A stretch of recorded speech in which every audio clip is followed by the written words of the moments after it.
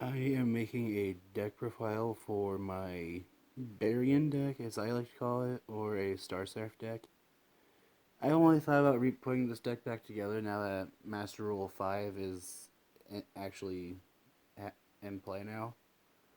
And this was actually my favorite deck to play before Master Rule 4, just because of how I like how it always seemed to take people by surprise because they just don't expect this much to come out of a deck. Or at least back then. Now this is probably really bad, but I like playing with it. It's more of a fun deck I put together. So starting off with the monster cards. Okay, I'm a little slow. I play 3 copies of Star Seraph Sovereignty. If you normal or special summon a Star Seraph monster, you can special summon this card from your hand. And if you do, you get to draw a card and then summon a Star Seraph from your hand if you have one. And then it can only be used for the Xyz summon of an Xyz monster requires 3 or more materials.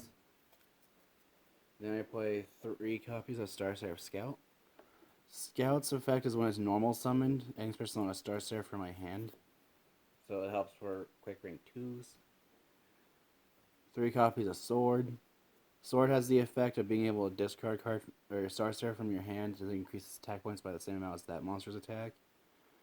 So if we have a break hand, it at least helps to beat over stuff. But that usually doesn't happen often, as you normally are able to Xyz summon most of the time. Then I play 3 copies of Star Seraph Scale. Scale's effect is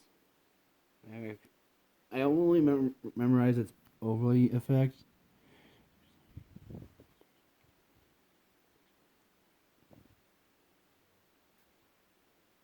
Okay. When Star Seraph Scale is special summoned, or you was special summoned, right? Okay. When Star Seraph Scale is special summoned, it lets you summon a Star Seraph from your hand and then place a light monster from your graveyard on top of your deck. And then when it's used to Xyz summon, and the Xyz monster gets the following effect of once per turn, if your opponent special summons a monster from their hand, draw a card. So it's kind of a mini maxi that's once per turn. And I play 3 copies of Star Seraph Sage. Star Seraph Sage has the effect of you can discard a spell card to special summon a Star Seraph from your hand. So it's kind of a worse Summoner Monk, but it's light, so it actually fits this deck. I'll probably end up adding a Summoner Monk instead of one of my cards, instead of one of 3 cards later. Then to finish off the monsters, I play 3 copies of Star Seraph Scepter. When Scepter is normal or special summoned, it lets you search for a Star Seraph monster. And since that's an on summon effect, you can search for Sovereignty with it and then summon Sovereignty and then draw a card. And then if Scepter is used for the Xyz summon of a monster that requires 3 materials, that monster gets the effect of on when this card is Xyz summoned, destroy 1 card your opponent controls. And then that is a once per turn effect. That is it for the monsters. Moving on to the spells, I play 1 copy of Monster Reborn. And then this card I really like, because I feel like it's the closest thing we'll ever get to a card I was using the Zexal anime a lot. I play 1 copy of Memories of Hope. I've thought about putting it to 2, because it has the effect of where you get to draw cards equal to the number of Xyz monsters with different names you control. The card this makes me think of is a card from the anime called Xyz Treasure, where you get to draw 1 card for every Xyz monster in play. I feel like this is the closest we're ever going to get to having that. Then I play 2 copies of Glorious Numbers. If you control no monsters, you can activate this card to target a number in your graveyard and special summon it. And then you get to draw a card. And you can banish Glorious Numbers from your graveyard to attach 1 card from your hand to a number monster you control. Whereas I believe it has to be a number. It might just be any Xyz monster. Yes, it has to be a number Xyz monster. Then the card I've thought about taking out for Summoner Monk or even Twin Twisters is 3 copies of Contract with Dawn 1000.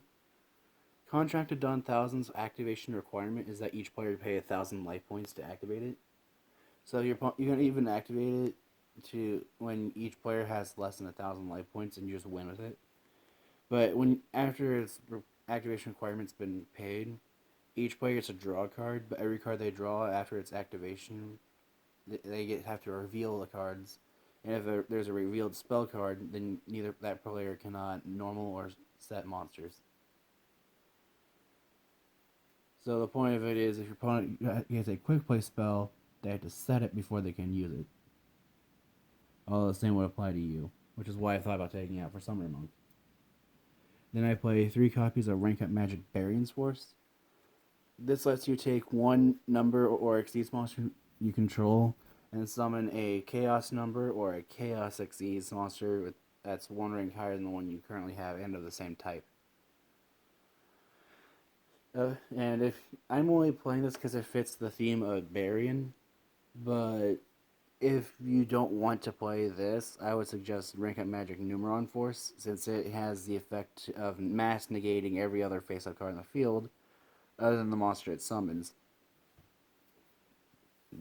And the only reason I'm calling this deck a Barian deck instead of Star Seraph is because Star Seraph was used by one of the Barian Emperors in the Zexal show. And I play 3 copies of Rank Up Magic Quick Chaos. This is the exact same thing as Barian's Force, except it's quick play instead of being able to steal material from your opponents. Oh yeah, that's the other thing I forgot to mention. Rank Up Magic Barian's Force, rather than having the effect of mass negation, has the effect of taking the overlay unit from each of your from one of your. I can't remember. Is it one monster or this is how often it comes up? Okay. Rank Up Magic Barian's Force, once activated, lets you take a material from one Xyz monster your opponent controls and attach it to the one you just summoned. To finish off the spells, I play 3 copies of Rank Up Magic, the 7th one. This card is really funny when it goes off, but I only play 3 of it because I'd play 1, and for some reason, 8 duels out of 10, I'd always start off with it instead of being able to draw it. It can only be activating during the draw phase when you just drew it. Or how it works is you draw it, you reveal it till your main phase, and you activate at the very beginning of your main phase. What it does is lets you special summon one number that is number 101 through 107, and then special summon the chaos number from your extra deck that's one rank higher. So with this deck, it's always summoning number 107 and then Chaos 107 because rank 8 is the only thing by extra deck that this deck can't make. And it's also a hard once per duel effect, so it's usually, if I have it in my hand and I can't use it, it is Star Seraph Sage Fodder. And moving on to the traps. This could be something else I end up taking out for Summoner Monk, but I just think it's a funny troll card in this deck. 3 copies of Gravity Bind. I'm only proxying for them because I can't find them for some reason. I know I have 3. But it's a continuous trap that has the effect of level 4 or higher monsters on each side of the field cannot attack. So only level 3 or lower monsters can attack, or Xyz monsters since they don't have levels. So it's just a cute little tech card I'm trying to play. However, if you don't want to play this or Summoner Monk, I would take these out. And if you don't want to play Contract Dawn 1000, I'd also go ahead and take Contract Dawn 1000 and Gravity Bind out for hand traps. If you don't want to play those. And then if you don't want to play those or this next card, I suggest taking these 3 out for Summoner Monks. So Summoner Monks, hand traps are what these 9 cards can be replaced with. But this next one's another one of my favorite troll cards because hardly anyone plays numbers anymore. That's 3 copies of Number Wall. Number Wall makes it so that numbers, you can only activate if you control a number monster, but once activated, number monsters on the field can only be destroyed by battle with other numbers and cannot be destroyed by card effects. So normally, when I'm using this card, my opponent doesn't have a number, and that just means they can't get rid of my number cards, which is really useful. just because there's nothing more annoying than a monster that doesn't go away. And that is it for the main deck. Moving on to the extra deck, I play one copy of number 101, Silent Honor Arc. This card has the effect of being able to use one of its materials to protect itself from being destroyed by battle or card effect, or it can use two materials and to absorb an opponent's special summon monster. That is an attack position. And I play one copy of Chaos number 101. Chaos 101 is funny because it's one of the least expected cards to ever be played, even though lots of decks are playing 101. But this one's fun because if it once per turn, it can target an opponent's special summon monster regardless of its battle position and absorb it as a material. And if is destroyed by battle or card effect, lost materials, and something number 101, Silent Honor Arc, is in the graveyard, it's allowed to special summon itself back from the graveyard, and then you gain life points equal to its current attack points. So something I like to do with it is absorb a monster, have it crash into something else, bring it back, gain life points, go main phase 2, absorb the other monster. And then if I can't afford to lose Silent Honor Dark, that's when I activate number wall.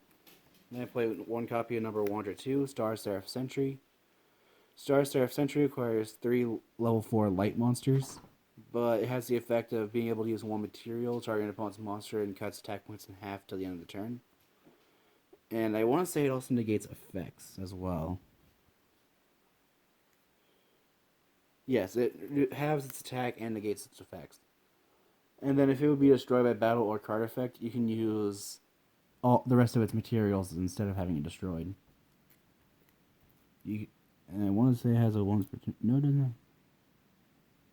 However, the only downside to it saving it is that, or the thing is, it's saving it. I'll have it closer to the camera, so if you're any better at knowing wording than I am, you'll know which effect this is. Okay, I was reading it wrong. I'm stupid. But its effect is if it would save itself, then any battle damage you would take that turn is halved. So protecting it's kind of really funny when your opponent's trying to beat over it. Then I play with one Chaos number 102. My entire extra deck is numbers 101 through 107 and their Chaos forms, and then one other card. Chaos number 102, Archfiend Seraph, has the effect of being able to use one material to target one monster opponent controls, and negate its effects and its attack points drop to 0. And that is a permanent effect, and then has the effect of if it would be destroyed by a battle or card effect, you can use 2 materials from it instead. And then once its last material has been taken away, it burns your opponent for 1500. So I think that's kind of funny because hardly anyone expects burn out of this deck. Then I play one number 103, Ragna Zero. Ragna Zero has been popular in Lost World Dino decks because of how its effect of quick effect, target one monster, use a material, target a monster that has different attack points than its original, destroy it, and if you do, draw a card. And that because that's a quick effect, it could be used on your opponent's turn with Lost World. Then I play one copy of Chaos number 103, Ragnafinity. Ragnafinity has a similar effect to Ragna Zero, only instead of being able to draw a card, you burn your opponent for the banished monster's attack points. Rather than destroying it, also banishes. But I also don't think it's a quick effect.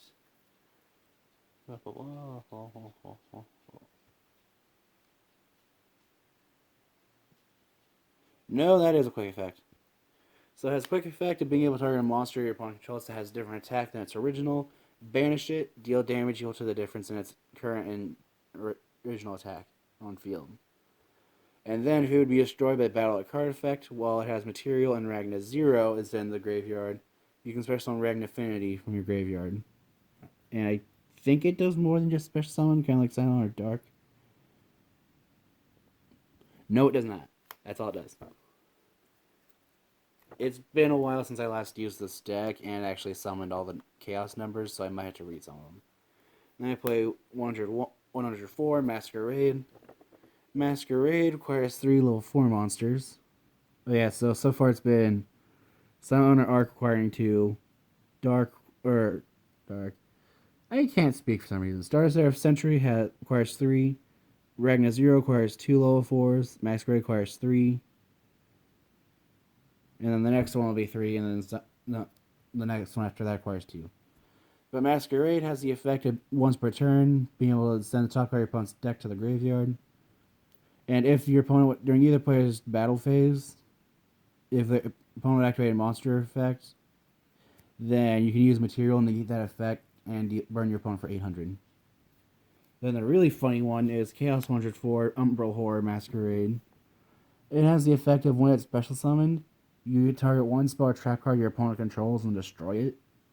And then the really fun part is its ability when it has number 104 Masquerade as material. If your opponent would activate a monster effect, use one material, negate the effect, destroy it, halve your opponent's life points, and send one card from their hand to the graveyard. Not once per turn. Or I don't think it is. Okay, no, it is once per turn, but it's during either player's turn. I just think that card's funny because no one expects a monster effect negation to have that much effect. Then I play number 105, Battle and Boxer Star Justice. With its effect is if a battling boxer monster you control be destroyed by battle with an opponent's monster, which is only itself in this deck. Then you can use material so it's not destroyed and your opponent takes the same damage you did.